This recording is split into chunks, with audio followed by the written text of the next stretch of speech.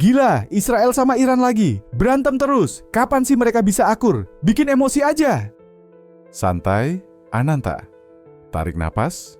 Emang bikin frustrasi tapi nggak bisa diselesain dengan emosi doang. Perdamaian itu rumit. Rumit apanya? Keadilan itu kunci.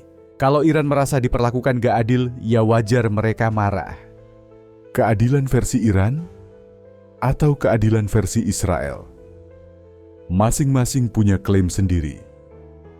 Siapa yang berhak menentukan mana yang benar?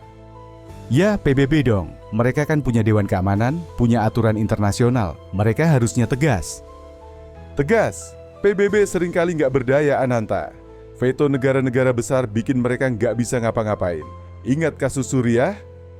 Tapi kan setidaknya mereka mencoba. Kalau nggak ada PBB, dunia ini bakal lebih kacau lagi. Mungkin. Tapi kita nggak bisa cuma berharap sama PBB. Perdamaian itu tanggung jawab kita semua.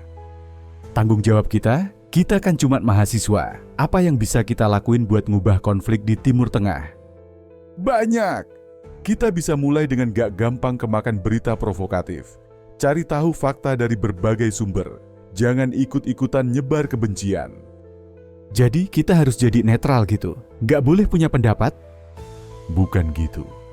Kita tetap boleh punya pendapat, tapi harus berdasarkan informasi yang akurat dan pemahaman yang mendalam.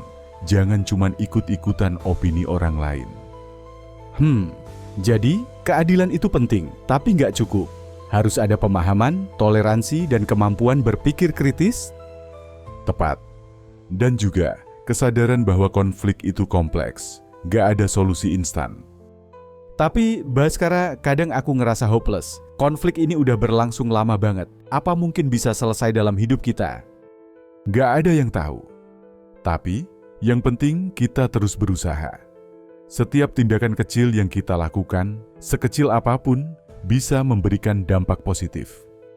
Jadi, kita nggak bisa cuma demo teriak-teriak keadilan dan berharap semuanya berubah? Demo boleh, tapi harus disertai dengan pemahaman yang mendalam dan solusi yang konstruktif. Jangan cuma jadi ajang melampiaskan emosi. Oke, aku mulai ngerti sekarang. Perdamaian itu bukan cuma impian, tapi juga proses yang panjang dan berkelanjutan. Betul sekali. Dan proses itu dimulai dari diri kita sendiri. Dari cara kita berpikir, berbicara, dan bertindak. Jadi, lain kali kalau aku emosi baca berita, aku harus ingat percakapan ini. Tarik napas, cari informasi yang benar, dan jangan ikut-ikutan nyebar kebencian. Tepat. Dan ingat, jangan pernah berhenti berharap. Meskipun kadang terasa sulit, kita harus terus berjuang untuk perdamaian.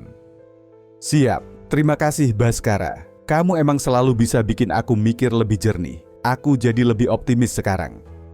Sama-sama Ananta. Kita kan sahabat. Harus saling mengingatkan dan saling menyemangati.